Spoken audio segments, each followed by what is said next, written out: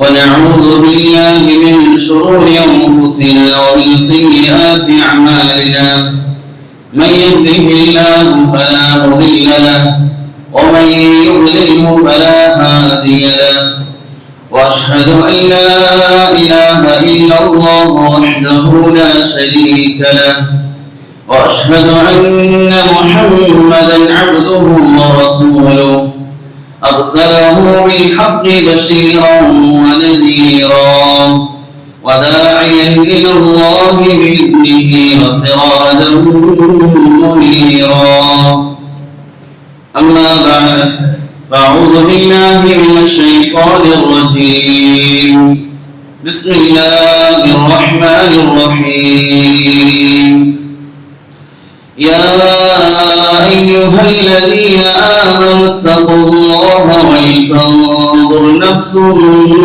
ما قدمت لغد واتقوا الله إن الله خبير بما تعملون.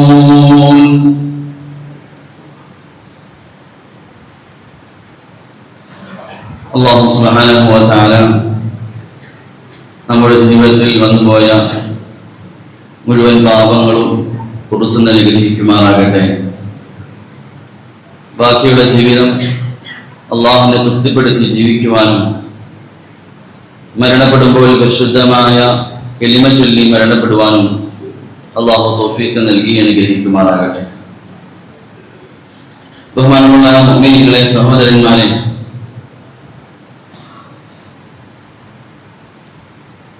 നമ്മുടെ നബി മുഹമ്മദ് സല്ലല്ലാഹു അലൈഹി വസല്ലമയുടെ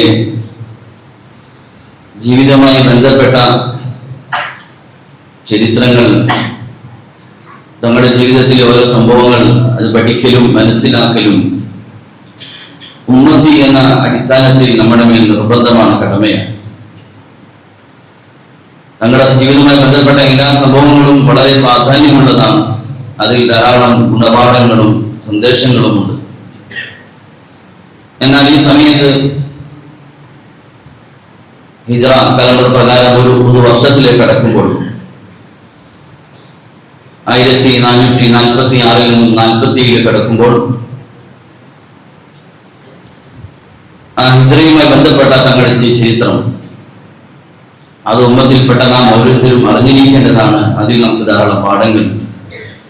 അതുകൊണ്ട് തന്നെയാണ് ഉമർ റളിയല്ലാഹു തആല ഇസ്ലാമിക കലണ്ടർ ഉണ്ടാക്കാൻ ആലോചിച്ചപ്പോൾ സഹാബാക്കൾക്കിടയിൽ എന്തിനെ അടിസ്ഥാനമാക്കി മുസ്ലിമീങ്ങൾക്ക് ഒരു കലണ്ടർ നിശ്ചയിക്കണം എന്ന ചർച്ചയിൽ നബി സല്ലല്ലാഹു അലൈഹി വസല്ലം ജനനത്തെക്കുറിച്ചും നബി തങ്ങളുടെ നബുവത്തിനെ കുറിച്ചുള്ള അഭിപ്രായങ്ങൾ സഹാബാക്കൾ പറഞ്ഞുവെങ്കിലും ഉമർ റളിയല്ലാഹു തആല അതിനെ അടിസ്ഥാനമാക്കിയത് മുസ്ലിമീങ്ങളുടെ ഹിജ്റയാണ്.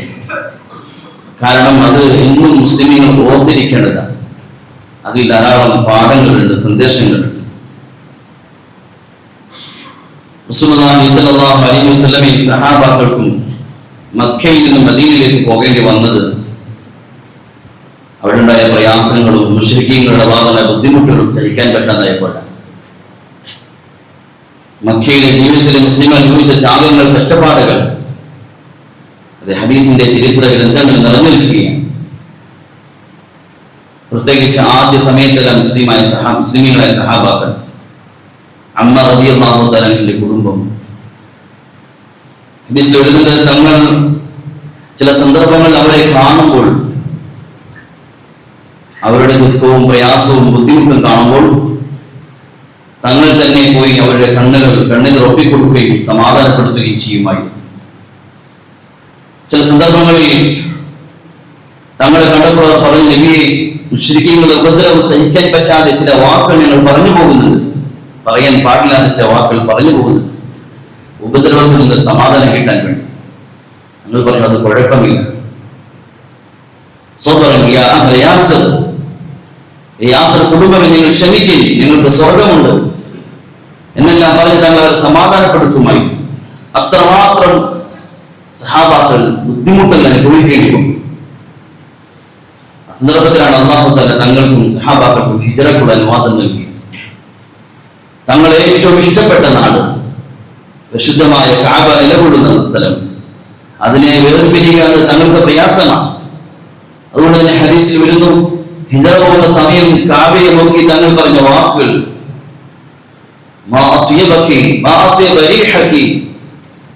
ഈ പരിശുദ്ധ കാബ നീ ഇത്ര പരിശുദ്ധമാണ്, നിന്റെ പരിമളം എത്ര സുഗന്ധമുള്ളതാണ്, നിന്റെ സമൂഹം എന്നെ ഈ നാട്ടിൽ നിന്ന് പുറത്താക്കിയില്ലായിരുന്നെങ്കിൽ ഒരിക്കലും ഞാൻ നിന്നെ വിട്ടുപിരികയില്ലായിരുന്നു. പരിശുദ്ധ കാബയെ നോക്കി തങ്ങൾ പറഞ്ഞ വാക്കുകളാണ്. ഹിജ്റയുടെ ചരിത്രം പറയുമ്പോൾ ആയിഷ റളിയല്ലാഹു അൻഹ പറയുന്നു, ഒരു ദിവസം തങ്ങൾ സാധാരണ ഞങ്ങളുടെ വീട്ടിൽ വരാറില്ലാത്ത പകൽ സമയം ഞങ്ങളുടെ വീട്ടിലേക്ക് ഹബീബായി തങ്ങൾ വന്നു. അബൂബക്കർ റളിയല്ലാഹു തആല അന്വേഷിച്ചു. അബൂബക്കർ റളിയല്ലാഹു ചോദിച്ചപ്പോൾ പറഞ്ഞു, അബൂബക്കർ, ഹിജ്റ പുറപ്പെടാൻ നമുക്ക് അനുവാദം ലഭിച്ചു, നീയും എന്റെ കൂട്ടത്തിൽ വരണം. അബൂബക്കർ റളിയല്ലാഹു തആല സന്തോഷാധിക്യത്തിൽ കരയുകയാണ്. ആയിഷ റളിയല്ലാഹു പറയുന്നു, സന്തോഷത്താൽ ഒരു മനുഷ്യൻ കരയുമെന്ന് ഞാൻ കണ്ടത് തങ്ങളുടെ കൂട്ടത്തിൽ ഹിജ്റ പോകാനുള്ള അനുവാദം എന്റെ വാപ്പയ്ക്ക് ലഭിച്ച സന്ദർഭത്തിലാണ്. സത്യത്തിൽ സന്തോഷിക്കേണ്ട സമയമല്ല, തൻ ജീവൻ നഷ്ടപ്പെടാൻ സാധ്യതയുള്ള യാത്രയാണ് നബിയുടെ കൂടെയുള്ള യാത്ര. പക്ഷെ നബിയുടെ കൂടെ സഹവസിക്കാൻ അവസരം ലഭിച്ചു എന്ന് സന്തോഷത്താൽ അബൂബക്കർ റളിയല്ലാഹു സന്തോഷ ആധിക്യത്തിൽ കരയുകയാണ്. തങ്ങൾ സല്ലല്ലാഹു അലൈഹി വസല്ലം ഹിജ്റ പുറപ്പെടാൻ തീരുമാനിച്ചപ്പോൾ രാത്രി മുശ്രിക്കീകൾ തങ്ങളുടെ വീട് വളഞ്ഞു. വിശുദ്ധ ഖുർആനിലെ സൂറത്ത് യാസീനിലെ ചില ആയത്തുകൾ പാരായണം തങ്ങൾ വീട്ടിൽ ഇറങ്ങി. അല്ലാഹു തആല അവരുടെ കണ്ണുകളെ അല്ലാഹു തആല ഉഫ്ലത്തിലാക്കി. തങ്ങളുടെ വിരിപ്പിൽ, തങ്ങൾ കിടന്ന വിരിപ്പിൽ അലി റളിയല്ലാഹു തആല എന്നെ കിടത്തി. അലി റളിയല്ലാഹു പറയുന്നു, എന്റെ ജീവിതത്തിൽ ഏറ്റവും സമാധാനത്തോടെ ഞാൻ കിടന്നുറങ്ങി രാത്രി എന്നാണ്. തങ്ങളുടെ വീട് വളഞ്ഞിരിക്കുകയാണ് ശത്രുക്കൾ, പക്ഷെ സമാധാനത്തിൽ ഞാൻ കിടന്നുറങ്ങി. തങ്ങൾ എന്നെ പറഞ്ഞു ഏൽപ്പിച്ചിരുന്നു, നാളെ പ്രഭാതമായ അലിയെ ഇന്ന അമാനത്തുകൾ ഇന്ന വ്യക്തികൾ കൊടുക്കണം. അവർക്ക് ഉറപ്പായിരുന്നു നാളെ പ്രഭാതം വരെ ജീവിക്കാൻ സാധിക്കും. തങ്ങൾ പറഞ്ഞ വാക്കുകളുടെ ഉറപ്പിന്റെ പേര് തങ്ങൾ സല്ലല്ലാഹു അലൈഹി വസല്ലം അബൂബക്കർ റളിയല്ലാഹു അൻഹു ഹിജ്റ പുറപ്പെട്ടു, മക്കയിൽ പുറപ്പെട്ടു കഴിഞ്ഞപ്പോൾ അബൂബക്കർ റളിയല്ലാഹു തആല തന്റെ സമ്പാദ്യം മുഴുവൻ എടുത്തുകൊണ്ടാണ് പുറപ്പെടുന്നത്. വീട്ടിൽ മക്കളുണ്ട്, കുടുംബമുണ്ട്. അസ്മാ റളിയല്ലാഹു തആല, ആയിഷ റളിയല്ലാഹു തആല മക്കൾ രണ്ടുപേരും വീട്ടിലുണ്ട്. ഈ സമയത്ത് അദ്ദേഹത്തിന്റെ പിതാവ് വല്ലിപ്പ അബൂ ഖുഹാഫ, അദ്ദേഹം പ്രായമായി കണ്ടു കാണാത്ത അവസ്ഥയിൽ, അന്ന് അദ്ദേഹം മുസ്ലിമായിരുന്നില്ല. അബൂബക്കർ റളിയല്ലാഹു തആലയുടെ വീട്ടിൽ വന്നു. മക്കളെ കണ്ടപ്പോൾ ചോദിച്ചു, ആയിഷ, അസ്മാ, നിങ്ങളുടെ വാപ്പ അബൂബക്കർ നിങ്ങളെല്ലാം പട്ടിണിക്കിട്ട് വഴിയാധാരമാക്കി നാട് കിടന്നല്ലേ? ചെറിയ കുട്ടികളായ അസ്മാ റളിയല്ലാഹു തആലയും ആയിഷ റളിയല്ലാഹു തആലയും അവർക്കും ഉണ്ടായിരുന്ന ചെറുപ്രായത്തിലുള്ള ദീനിയായ ആവേശം. തന്റെ കണ്ണു കാണാത്ത വല്ലിപ്പയെ വീട്ടിലെ സാധനങ്ങൾ സൂക്ഷിക്കുന്ന ഭിത്തിയുടെ ദ്വാരത്തിൽ കുറച്ച് വസ്തുക്കൾ കൂട്ടിയിട്ട് തുണിയിട്ട് മൂടി കൈകൊണ്ടുപോയി വെച്ചിട്ട്, ഇല്ല വാപ്പ ഞങ്ങൾക്ക് വേണ്ടി പലതും വെച്ചിട്ടാണ് പോയതെന്ന് പറഞ്ഞ് സമാധാനപ്പെടുത്തി. സത്യത്തിൽ ഒന്നുമില്ല, മുഴുവൻ സമ്പത്തും എടുത്തുകൊണ്ടാണ് ഞങ്ങളുടെ കൂട്ടത്തിൽ മക്കയിൽ നിന്നും മദീനയിലേക്ക് അബൂബക്കർ റളിയല്ലാഹു പോകുന്നത്. ആ പെൺകുട്ടികൾ ചെറുപ്പത്തിലെ ഉണ്ടായിരുന്ന ദീനിയായ ആവേശം, ദീനിനു വേണ്ടിയുള്ള അർപ്പണ മനോഭാവം. അങ്ങനെ തങ്ങൾ സല്ലല്ലാഹു അലൈഹി വസല്ലം മക്കയിൽ നിന്നും അബൂബക്കർ റളിയല്ലാഹു തആലയുടെ കൂടെ ഹിജ്റ പുറപ്പെട്ടു. മദീനയിലേക്കുള്ള വഴിയെ കുറിച്ച് അറിയുന്ന ഒരു വ്യക്തിയെ വഴികാട്ടി നിശ്ചയിച്ചു. അദ്ദേഹം തങ്ങളോട് പറഞ്ഞു, മദീനയിലേക്ക് രണ്ട് പ്രധാനപ്പെട്ട വഴികളുണ്ട്, അതിൽ ഒരു വഴിയിൽ ഒരു കൊള്ളക്കാരനുണ്ട്. തങ്ങൾ സല്ലല്ലാഹു അലൈഹി വസല്ലം പറഞ്ഞു, എങ്കിൽ ആ വഴി തന്നെ തിരഞ്ഞെടുക്കണം. യാത്രാമധ്യേ അദ്ദേഹത്തെ കാണുകയും അദ്ദേഹത്തെ ഇസ്ലാമിലേക്ക് പ്രബോധനം ചെയ്യുകയും ചെയ്യാമല്ലോ.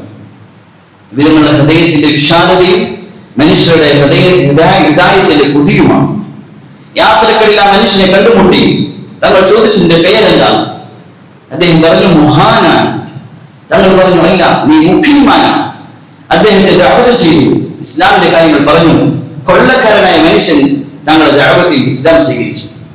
ഒരു കൊള്ളക്കാരനെ കുറിച്ചും പ്രതീക്ഷയുള്ള, അത്യാഗ്രഹമുള്ള, ഹിദായത്തിന്റെ കൊതിയുള്ള നബി. ഉച്ചരിവായത്തിൽ വരുന്നു, ആ ഹിജ്റയുടെ യാത്രാമധ്യേ യാദൃശ്ചികമായ ഒരു മനുഷ്യനെ കണ്ടുമുട്ടി. അദ്ദേഹത്തോട് തങ്ങൾ പറഞ്ഞ, അല്ലാഹുവിന്റെ പ്രവാചകനാണ്, ഞാൻ കൊണ്ടുവന്ന ഈ ഖൈറിനെ, ഇസ്ലാമിനെ നീ സ്വീകരിക്കുന്നില്ലേ? ആ മനുഷ്യൻ ചോദിച്ചു, നിങ്ങൾ നബിയാണ് എന്നതിന് തെളിവെന്താണ്? തങ്ങൾ സല്ലല്ലാഹു അലൈഹി വസല്ലം പറഞ്ഞു, ദാ കാണുന്ന വൃക്ഷം ഞാൻ നബിയാണെന്നതിന് തെളിവാണ്. ഹദീസിൽ വരുന്ന ആ വൃക്ഷം ഭൂമിയെ പിളർത്തി തങ്ങളുടെ സമീപത്ത് വന്നു സാക്ഷ്യം വഹിച്ചു മടങ്ങിപ്പോകുകയുണ്ടായി. യാദൃശ്ചികമായ മനുഷ്യനെ കണ്ടുമുട്ടിയ മനുഷ്യനെയും അള്ളാഹുവിന്റെ ദീനിലേക്ക് തങ്ങൾ ക്ഷണിച്ചു. മറ്റൊരു റിവായത്തിൽ ബുറൈദ് ബിൻ ഹുസൈബ് അസ്ലമി എന്ന് പറയുന്ന മനുഷ്യൻ ഹിജ്റയുടെ യാത്രയിൽ തങ്ങൾ ദഅവത്ത് ചെയ്ത മനുഷ്യനാണ്. അദ്ദേഹത്തെ ഇസ്ലാമിലേക്ക് ദഅവത്ത് ചെയ്തു. അദ്ദേഹത്തിന്റെ കുടുംബത്തിൽ നിന്ന് ചില റിവായത്തിൽ 80 പേരെ, ചില റിവായത്തിൽ 30 പേരെ തങ്ങൾ അന്നത്തെ ദിവസം ദഅവത്ത് ചെയ്തു. തങ്ങൾ ആ യാത്രയിൽ അന്നത്തെ ദിവസം ഇശാ നമസ്കരിക്കുമ്പോൾ തങ്ങളുടെ കൂട്ടത്തിൽ 30 പേർ അല്ലെങ്കിൽ 80 പേർ നമസ്കരിക്കാൻ എത്തി. ഒരു ദിവസം കൊണ്ട് 30 പേരെ അള്ളാഹുവിന്റെ ദീനിലേക്ക് ക്ഷണിച്ചു. സുഹൃത്തുക്കളേ, ഈ ചരിത്രം നാം ചിന്തിക്കേണ്ടത് ജീവൻ സംരക്ഷിക്കാൻ വേണ്ടിയുള്ള യാത്രയാണ്. പുറകിൽ 100 ഒട്ടകം സമ്മാനമായി ഖുറൈശികൾ സമ്മാനിച്ചിരിക്കാൻ, അത് നേടാൻ വേണ്ടി ഖുറൈശിലെ ചെറുപ്പക്കാർ പരക്കം പായുമ്പോൾ, നിബിധങ്ങളെ അന്വേഷിച്ച് നടക്കുമ്പോൾ, നിബിധങ്ങളെ എങ്ങനെയെങ്കിലും വധിക്കണമെന്ന ചിന്തയിൽ പല നടക്കുമ്പോഴാണ് ജീവൻ സംരക്ഷിക്കുന്ന യാത്രയിൽ അള്ളാഹുവിന്റെ അടിമകളെ അള്ളാഹുവിനെ ക്ഷണിക്കുന്നത്. ഞങ്ങളുടെ ഹൃദയത്തിന്റെ ഉള്ളിലുള്ള ഹിദായത്തിന്റെ പുതിയാണ് മനുഷ്യരെ അള്ളാഹുവിലേക്ക് ക്ഷണിക്കുക, അള്ളാഹുവിന്റെ അടിമകളെ അള്ളാഹുവിലേക്ക് അടുപ്പിക്കാനുള്ള ആഗ്രഹമാണ്. അങ്ങനെ തങ്ങൾ സല്ലല്ലാഹു അലൈഹി വസല്ലം പുറപ്പെട്ടു. ആ യാത്രയിൽ അബൂബക്കർ റളിയല്ലാഹു അൻഹു ചില സന്ദർഭങ്ങളിൽ മുമ്പിൽ നടക്കും, ചില സന്ദർഭങ്ങളിൽ പുറകിൽ നടക്കും, ചില സന്ദർഭങ്ങളിൽ വലതു ഭാഗത്ത്, ചില സന്ദർഭത്തിൽ ഇടതു ഭാഗത്ത്. തങ്ങൾ ചോദിച്ചു, അബൂബക്കർ എന്തിനാണ്? ഇല്ല നബി, താങ്കൾക്ക് എന്തെങ്കിലും ഉപദ്രവം മുന്നിൽ കൂടി വരുമെന്ന ഭയം വരുമ്പോൾ ഞാൻ മുന്നിൽ നടക്കുന്നു, പുറകിൽ ആരെങ്കിലും ഉപദ്രവിക്കുന്ന ഭയം വരുമ്പോൾ പുറകിൽ നടക്കുന്നു. എന്റെ ജീവൻ നഷ്ടപ്പെട്ടാലും എന്റെ ഹബീബായി തങ്ങൾക്കൊന്നും സംഭവിക്കരുതെന്ന് ആഗ്രഹം. സൗറയിൽ എത്തി. അവിടെ കയറിയപ്പോൾ പറഞ്ഞു, നബി താങ്കൾ നിൽക്കും, ഞാൻ ആദ്യം കയറാം. കാരണം എന്തെങ്കിലും ഉപദ്രവകരമായ വസ്തുക്കൾ ജീവികളുണ്ടോ എങ്കിൽ തങ്ങൾക്കൊന്നും സംഭവിക്കരുത്. അബൂബക്കർ റളിയല്ലാഹു അൻഹു കയറി ഗുഹയെല്ലാം വൃത്തിയാക്കി. ചരിത്രം വിശാലമാണ്. അങ്ങനെ ഗുഹയിൽ 3 ദിവസം കഴിഞ്ഞുകൂടി. ചിന്തിച്ചെങ്കിൽ 3 ദിവസം ആ ഗുഹയിൽ തങ്ങൾ കഴിഞ്ഞുകൂടി. ആ സമയത്താണ് ശത്രുക്കൾ, ചില വ്യക്തികൾ ഗുഹാമുഖത്ത് അബൂബക്കർ റളിയല്ലാഹു അൻഹു ഭയമായി കരച്ചിൽ. ഞങ്ങളുടെ അബൂബക്കർ റളിയല്ലാഹു അൻഹു കണ്ണീർ വീഴ്ച തുടങ്ങി. തങ്ങൾ സല്ലല്ലാഹു അലൈഹി വസല്ലം, അബൂബക്കർ ഭയപ്പെടേണ്ട, ലാ തഹ്സൻ ഇന്നല്ലാഹ മഅനാ, തങ്ങൾ ഭയപ്പെടേണ്ടതില്ല, അല്ലാഹു നമ്മുടെ കൂട്ടത്തിലുണ്ട്.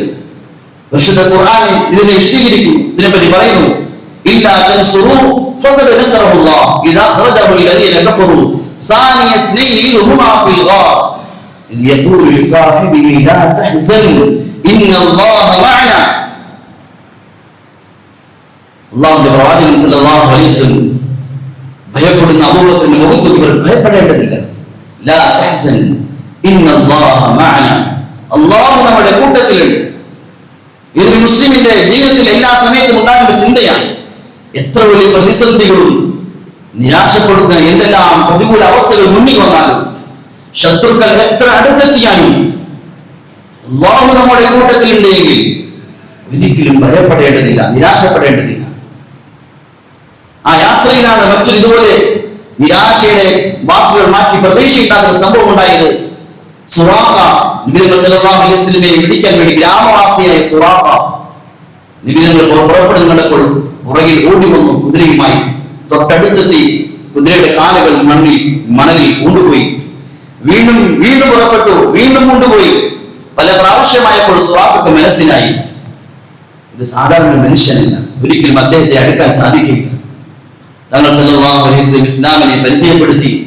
എന്നിട്ട് സമയത്ത് തങ്ങൾ ചോദിക്കുന്നത്, സുറാഖ കൈഫ ബിക, ഒരു സമയത്തേക്ക് വരും, കൈഫ ബിക ഇദാ ലബിസ്ത സുവാറയിൽ കിസ്റ, കിസ്റയിലെ സ്വർണത്തിന്റെ വളകൾ നിന്റെ കയ്യിൽ അണിയിക്കപ്പെടുന്ന സമയം വരും സുറാഖ.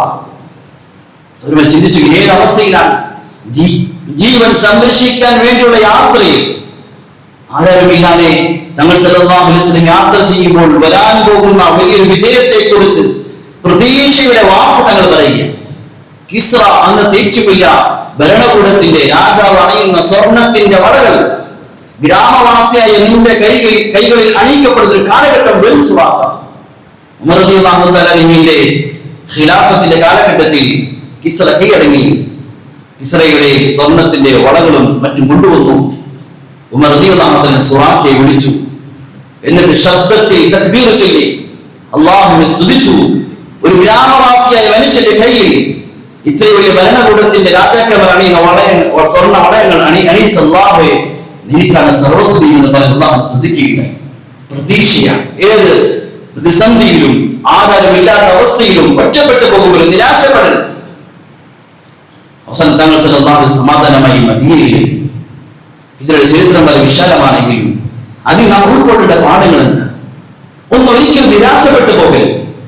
എന്തെല്ലാം പ്രതിസന്ധികളും പ്രശ്നങ്ങളും ഒറ്റപ്പെട്ടു പോയാലും, ആരെല്ലാം ഏതെല്ലാം ഭരണകൂടങ്ങളും ആരെല്ലാം എന്തെല്ലാം അക്രമങ്ങൾ കാണിച്ചാലും, ഇനിയൊരു വിജയമില്ല, രക്ഷയില്ലെന്ന് തോന്നിപ്പോയാലും, മറുപക്ഷത്തെ ശത്രുക്കളുടെ എണ്ണത്തിൽ വലിപ്പം കണ്ടാലും, ഭരണകൂടത്തിന്റെ അക്രമങ്ങൾ കണ്ടാലും നിരാശപ്പെടരുത്. മുഅ്മിന്റെ ഹൃദയത്തിൽ എപ്പോഴും പ്രതീക്ഷയുണ്ടാകണം. നിങ്ങൾ പറഞ്ഞ വാക്ക് ലാ തഹ്സൻ ഇന്നല്ലാഹ മഅന. ഒരിക്കലും ദുഃഖം ഹൃദയത്തിൽ വരരുത്. ഞാൻ ഈ അവസ്ഥയിലായി പോയി, ഇനി ആര് സഹായിക്കും? ഒരിക്കലും നിരാശയുടെ ചിന്ത മനസ്സിൽ അല്പം പോലും കടന്നു വരാൻ പാടില്ല. എപ്പോഴും പ്രതീക്ഷയുണ്ടാകും.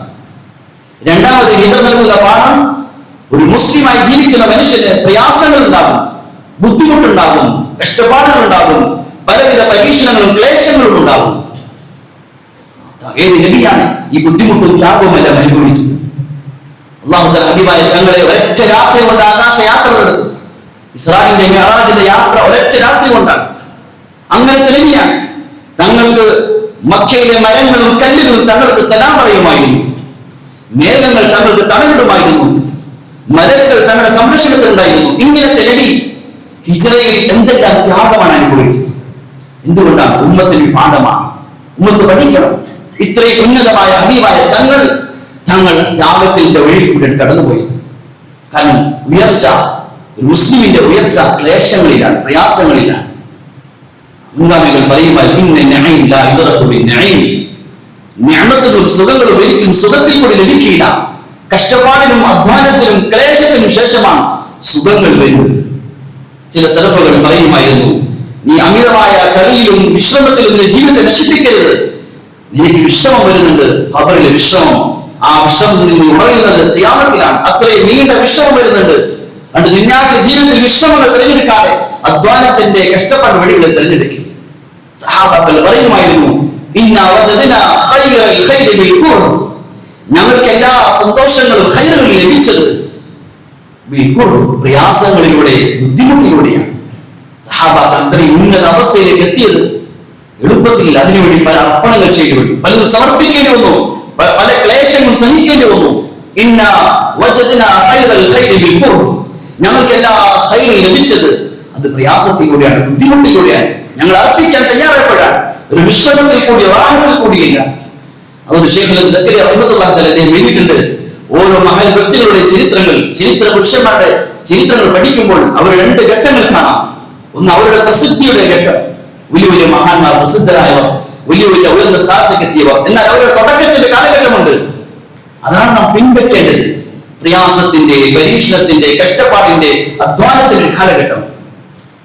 അവരുടെ പ്രശസ്തിയുടെ കാലഘട്ടമല്ല നമ്മൾ പിൻപറ്റേണ്ടത്, മറിച്ച് അവരുടെ തുടക്കത്തെ കാലഘട്ടം, ത്യാഗത്തിന്റെ, കഷ്ടപ്പാടിന്റെ കാലഘട്ടം. അവിടെ എല്ലാ ഉയർച്ചയും ത്യാഗത്തിൽ കൂടിയാണ്. സ്വർഗത്തെ അല്ലാഹു തആല വലയം ചെയ്തിരിക്കുന്നത് മനസ്സിന്റെ നഫ്സ് ഇഷ്ടപ്പെടാത്ത കാര്യങ്ങൾ കൊണ്ടാണ്. ഒരാൾ സ്വർഗത്തിലേക്ക് എത്തണമെങ്കിൽ തന്റെ നഫ്സിനെ ചവിട്ടി താഴ്ത്തേണ്ടി വരും.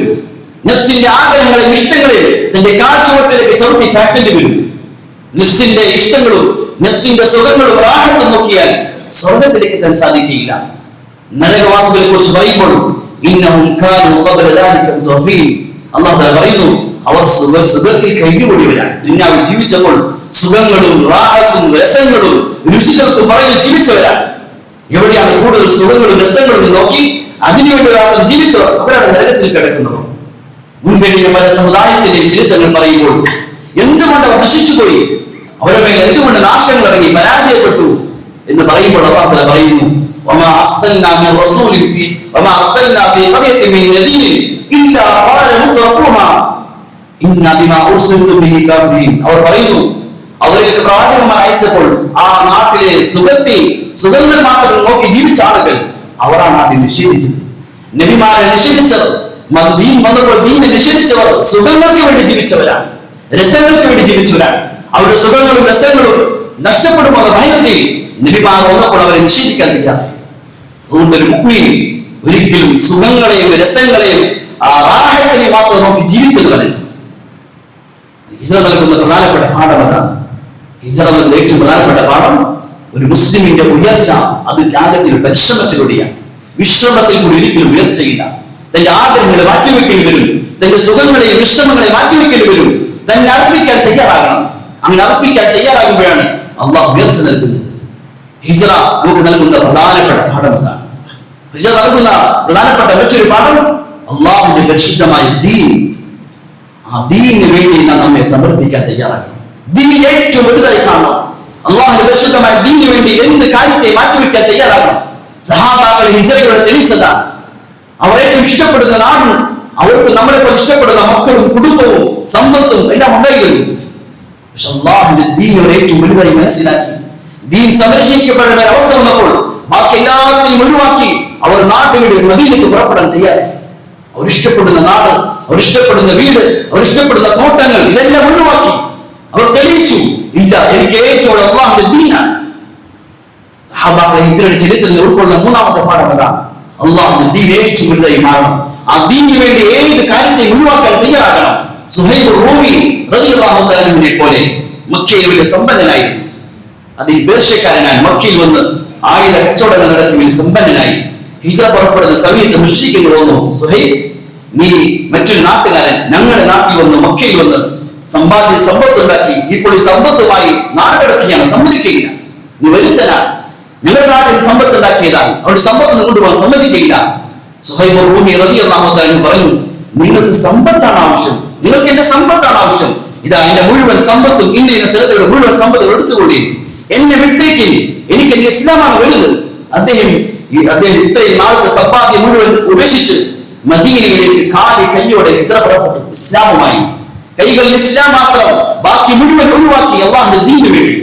മദീനയിൽ എത്തിയപ്പോൾ നബി തങ്ങൾ സുഹൈബ് റളിയല്ലാഹു അൻഹു പറഞ്ഞു, റബിഹൽ ബൈഉ യാ അബാ യഹ്യ, റബിഹൽ ബൈഉ യാ അബാ യഹ്യ. സുഹൈബ്, നീ വലിയ ലാഭകരമായ കച്ചവടമാണ് ചെയ്യുന്നത്. സത്യത്തിൽ ജീവിതത്തിൽ മുഴുവൻ ജീവിതായുസ്സുകൾ സമ്പാദ്യ സമ്പത്ത് നഷ്ടപ്പെട്ടു. നിബിധങ്ങളിൽ ഭൂമത്തിന്റെ കളവ് പറയാതെ നാവുകൊണ്ട് തങ്ങൾ സുഹൈബിന്റെ മുഖത്ത് നോക്കി തങ്ങൾ പറഞ്ഞു, റബിഹൽ ബൈഉ യാ അബാ യഹ്യ, നീ ലാഭകരമായ കച്ചവടമാണ് ചെയ്യുന്നത്. ഏറ്റവും ലാഭകരമായ കച്ചവടം അള്ളാഹുവിന്റെ ദീനിനെ സംരക്ഷിച്ചു. ഹിജ്റയിൽ നിന്ന് പഠിക്കേണ്ട പ്രധാനപ്പെട്ട മൂന്നാമത്തെ പാഠം അള്ളാഹുവിന്റെ ദീൻ നമുക്ക് ഏറ്റവും വലുതായി മാറണം. അതിനേക്കാൾ മുന്നിൽ ഒന്നുമില്ല, നമ്മുടെ കച്ചവടമില്ല, നമ്മുടെ വീടോ വാഹനമോ മക്കളൊന്നുമില്ല. ദീനിന് വേണ്ടി മാറ്റി എന്ത് ഒഴിവാക്കാൻ സാധിക്കും? നമ്മൾ ചിന്തിച്ചു നോക്കി, അല്പം ഉറക്കം പോലും അള്ളാഹുവിന്റെ കൽപ്പനകൾ മാറ്റിവെക്കാൻ സാധിക്കുന്നില്ല. ഒരല്പം മഴ പെയ്തു, ഒരല്പം തണുപ്പ് വന്നു, സുബഹിയുടെ ജമാഅത്തിനെത്താൻ സാധിക്കുന്നില്ല. സുഖങ്ങളെ മാറ്റിവെക്കാൻ സാധിക്കില്ല അള്ളാഹുവിന്റെ ദീനിന് വേണ്ടി, അള്ളാഹുവിന്റെ കൽപ്പനകൾക്ക് വേണ്ടി. അതുകൊണ്ട് പരിശുദ്ധമായ മുഹറം മാസമാണ് നമ്മുടെ മുന്നിൽ വന്നിരിക്കുന്നത്. ഏറ്റവും പരിശുദ്ധമായ മാസം, ഒരു പുതുവർഷമാണ്. കഴിഞ്ഞൊരു വർഷം അവസാനിച്ചു. അറബി കലണ്ടർ അനുസരിച്ച്, ഇസ്ലാമിക കലണ്ടർ അനുസരിച്ച് ഒരു വർഷം ദുൽഹജ്ജ് മാസം, വർഷത്തിന്റെ അവസാന മാസം. അടുത്ത മുഹറം മാസം, ഒരു പുതുവർഷമാണ്. ഈ സമയത്ത് നാം ഒന്ന് പുറകിലേക്ക് ചിന്തിക്കണം. ഈ കഴിഞ്ഞൊരു വർഷത്തിന്റെ ഉള്ളിൽ എന്റെ എത്ര സമയങ്ങൾ പാഴായി, എന്റെ എത്ര സമയങ്ങൾ ഞാൻ ഉപയോഗിച്ചു. ഈ നീണ്ടൊരു വർഷം എന്നെ നഷ്ടപ്പെട്ടു കഴിഞ്ഞപ്പോൾ ഈ ഒരു വർഷത്തിൽ എത്ര സമയം ഞാൻ പാഴാക്കി കളഞ്ഞു, എത്ര സമയം ഞാൻ ശരിയായി ഉപയോഗിച്ചു. ബുദ്ധിമാനായ മനുഷ്യൻ ശരിയായി ചിന്തിക്കേണ്ട കാര്യമാണ്. അതിന്റെ ഒരു വർഷം കഴിയുമ്പോൾ അവൻ ചിന്തിക്കുന്നത് അതിനെ കുറിച്ചാണ്. സത്യത്തിൽ നമ്മുടെ എത്ര സമയങ്ങളാണ് പാഴാകുന്നത്. പ്രത്യേകിച്ച് ഉന്നത യുവാക്കൾ അവരുടെ ജീവിതത്തെ മുന്നോട്ട് നോക്കി എത്രയോ സമയങ്ങൾ പാഴാക്കി കളയുക. നമ്മൾ സമയങ്ങൾ ഉപയോഗിക്കുന്നതിനെ കൂടുതൽ നമ്മൾ സമയങ്ങൾ പാഴാക്കുകയാണ്. മൊബൈലിലായി, നമ്മൾ ഗെയിമിലായി, റീൽസ് കാണുന്നതിലായി, ഇതെന്തെല്ലോ കാര്യത്തിലെ സമയങ്ങൾ പാഴാക്കുകയാണ്. ഒരു പ്രയോജനമില്ലാത്ത കാര്യങ്ങളിൽ മണിക്കൂറുകൾ, ദിവസേന മണിക്കൂറുകൾ പാഴാക്കുന്നു. ഒരു വർഷത്തിൽ എത്രയോ മണിക്കൂറുകൾ പാഴായിട്ടുണ്ടാവും. ഉമർ റളിയല്ലാഹു അൻഹു പറയുമായിരുന്നു, ഇന്നി ലഅക്റഹു അൻ അറ അഹദകും അന്നക അൻ അറ റജുലൻ സബഹ്ലല. ഒരു പ്രയോജനമില്ലാത്ത കാര്യത്തിൽ, ദുനിയാവിന്റെ അല്ല ദീനിന്റെ ഇല്ല, അങ്ങനത്തെ ഒരു കാര്യത്തിൽ മനുഷ്യൻ ഞാൻ വെറുക്കുന്നു. അത് ആ കാര്യം കൊണ്ട് ദുനിയാവിലെ പ്രയോജനമില്ല, എന്തെങ്കിലും സമ്പാദ്യമോ പൈസ കിട്ടുന്ന കാര്യമല്ല, ദീനിയാവിലെ കാര്യവുമില്ല, പ്രയോജനമില്ലാത്ത കാര്യങ്ങളിൽ. അബ്ദുല്ലാഹി മസ്ഊദ് റളിയല്ലാഹു അൻഹു ഇതുപോലത്തെ സാദൃശ്യം വരും. അദ്ദേഹം വാക്ക് പറയുന്നു, ഇന്നി ലഅബ്ഗദു റജുലൻ ഫാരിഗായ, ദുനിയാവിന്റെ ദീനിന്റെ ഇല്ലാത്ത ജോലിയില്ലാതെ വെറുതെ ഇരിക്കുന്ന മനുഷ്യരെ ഞാൻ വെറുക്കുന്നു. നമ്മൾ ചിന്തിച്ചു നോക്കി, നമ്മുടെ സമയങ്ങൾ മൊബൈലിലായി, ഒരു പ്രയോജനമില്ലാത്ത കാര്യങ്ങളിലായി, ഗെയിമിലായി, ഒരു പ്രയോജനമില്ല, ദുനിയാവിയായ പ്രയോജനമില്ല, ദീനിയായ പ്രയോജനമില്ല. ആ സമയങ്ങൾ കൊണ്ട് എന്തെല്ലാം സമ്പാദിക്കാൻ സാധിക്കും? ദുനിയാവ് സമ്പാദിക്കാം, ദീൻ സമ്പാദിക്കാം. പക്ഷെ ഒരു പ്രയോജനമില്ലാത്ത കാര്യങ്ങളായി നമ്മുടെ എത്രയോ സമയങ്ങൾ ദിവസേന പാഴാക്കുകയാണ്. എത്രയോ സമയങ്ങൾ പാഴാക്കുകയാണ്. അദ്ദേഹം ആ മൊബൈൽ അഡിക്ഷനെ കുറിച്ച് പറയുമ്പോൾ അദ്ദേഹം പറയുന്നുണ്ട്, രണ്ട് നഷ്ടങ്ങളാണ്. ഒന്ന്, ഹറാമുകൾ നിർബന്ധ സാഹചര്യത്തിൽ കാണേണ്ടി വരും, അമിതമായ മൊബൈൽ ഉപയോഗത്തിന്റെ പേരിൽ. ഏത് മുത്തഖിയായ മനുഷ്യനെ സാധിക്കുന്നത്? ഇത്രയും വർഷമായി ഞാൻ മൊബൈൽ ഉപയോഗിക്കുന്നു, പക്ഷെ ഹറാം കണ്ടിട്ടില്ല, കാരണം അത്രയും വ്യാപിച്ചിരിക്കുകയാണ്. രണ്ട്, അദ്ദേഹം പറയുന്നു, സമയം പാഴാകും ധാരാളമായി. മൊബൈൽ അഡിക്ഷന്റെ പേരിൽ സമയം എത്രയോ പാഴാവുകയാണ്. ഒരു വർഷം പൂർത്തിയായി നമ്മൾ കണക്കെടുത്ത് നോക്കി, നമ്മുടെ ഓരോ ദിവസത്തെ പാഴാക്കുന്ന സമയങ്ങൾ ഈ വർഷത്തിൽ ഇത്ര മണിക്കൂറുകളായി. നമ്മുടെ വിലപ്പെട്ട സമയമാണ്. നമ്മുടെ മുൻഗാമികൾ ഈ സമയങ്ങൾ പാഴാക്കുന്ന സമയങ്ങൾ കണ്ടിരുന്നെങ്കിൽ, ഗ്രൂപ്പായി നിന്ന് ഗെയിം കളിക്കുന്ന നമ്മുടെ ചെറുപ്പക്കാർ പാഴാക്കുന്ന സമയങ്ങൾ നമ്മുടെ മുൻഗാമികൾ കണ്ടിരുന്നെങ്കിൽ എത്ര വേദനിക്കുമായിരുന്നു, എത്ര സങ്കടപ്പെടുമായിരുന്നു. ഹമ്മാദ് ബിൻ സലമ റഹിമഹുല്ലാഹ് അദ്ദേഹത്തിന്റെ ജീവിതത്തെ കുറിച്ച് ഇരുന്നു. അദ്ദേഹത്തോട് നിങ്ങൾ നാളെ മരിക്കുമെന്ന് അദ്ദേഹത്തെ അറിയിച്ചാൽ, ഹമ്മാദ് ബിൻ സലമ എന്ന മഹാൻ നിങ്ങൾ നാളെ മരിക്കുമെന്ന ഉറപ്പായ വാർത്ത അദ്ദേഹത്തെ അറിയിച്ചാൽ, നാളെ മരിക്കുമെന്ന് അറിഞ്ഞതിന്റെ പേരിൽ ഒരു നന്മ പോലും വർദ്ധിപ്പിക്കാൻ സാധിക്കുമായിരുന്നില്ല. അതേ അത്രമാത്രം ഓരോ ദിവസവും നന്മകളിൽ മുഴുകിയിരുന്നു. ഒരു സെക്കൻഡ് പോലും പാടായി, ഒരു സമയം പോലും ഒഴിവായിട്ടുണ്ടായിരുന്നില്ല. മുഴുവൻ ദിവസവും നന്മയിലായി, ജോലിയായി. മൗലാന അഷ്റഫ് അലി ഥാനവി റഹ്മത്തുള്ളാഹി തആല മരണത്തിന്റെ അവസാന സമയം, ബോധം വരികയും ബോധം പോവുകയും ചെയ്ത അവസാന സമയം അദ്ദേഹത്തെ കാണാൻ വേണ്ടി മൗലാന ഷഫീ റഹിമഹുല്ലാഹ് വന്നു. അവസാന സമയമാണ്. അങ്ങനെ അദ്ദേഹം വന്നപ്പോൾ അദ്ദേഹം തഫ്സീർ ചെയ്ത പണ്ഡിതൻ അദ്ദേഹത്തോട്, നിങ്ങൾ തഫ്സീർ ചെയ്തപ്പോൾ ഇന്ന കാര്യം കൂടി ഇന്ന ആയത്തിൽ ഉൾപ്പെടുത്തണം എന്ന് അദ്ദേഹത്തെ ഉണർത്തി. മൗലാന ഷഫീ റഹിമഹുല്ലാഹ് പറയുന്നു, അത് കേട്ട് ഞാൻ വാതിക്കലെത്തി അദ്ദേഹം മരണപ്പെടുകയും ചെയ്തു. അവസാന സമയത്ത് പോലും ദീനിന്റെ ഹിദ്മത്തിലായി സമയം ചെലവഴിച്ചവർ മുൻഗാമികൾ. ഇന്ന് അവരുടെ പിൻഗാമികളെ നമ്മൾ ചിന്തിച്ചു നോക്കി, അനാവശ്യമായ കാര്യങ്ങൾ കാണുന്നതിനായി, ഗെയിമിനായി, മൊബൈൽ അഡിക്ഷനായി എത്ര സമയങ്ങളാണ് വേസ്റ്റാക്കുന്നത്. സഹോദരന്മാരെ, വർഷം പൂർത്തിയായി പുതുവർഷത്തിലേക്ക് കടക്കുന്ന സമയത്ത് ഇനിയുള്ള മുന്നോട്ടുള്ള സമയം ലക്ഷ്യബോധത്തോടെ ഞാൻ എന്തിനാണ് ജീവിക്കുന്നത്? എനിക്ക് എന്റെ ആഹാരം സമ്പാദിക്കണം, എനിക്ക് ദുനിയാവിനെ നന്നാക്കണം, എനിക്ക് എന്റെ ആഹാരത്തെ നന്നാക്കണം, എനിക്ക് എന്റെ പഠനത്തിൽ ഉയരണം, എനിക്ക് എന്റെ ജോലിയിൽ ഉയരണം. ഇങ്ങനെ ലക്ഷ്യങ്ങൾ വെച്ച് ലക്ഷ്യത്തോടെ ജീവിക്കുന്നവരായി മാറും. എങ്കിൽ നമുക്ക് നമ്മുടെ വർഷങ്ങൾ കൊണ്ട് പ്രയോജനം ഉണ്ടാകും, സമയങ്ങൾ കൊണ്ട് പ്രയോജനം ഉണ്ടാകും. അല്ലാഹു തആല കാര്യങ്ങൾ മനസ്സിലാക്കി അമൽ ചെയ്യാൻ തൗഫീഖ് ചെയ്യുമാറാകട്ടെ. വാഹിറു ദഅ്വാനാ അൽഹംദുലില്ലാഹി റബ്ബിൽ ആലമീൻ.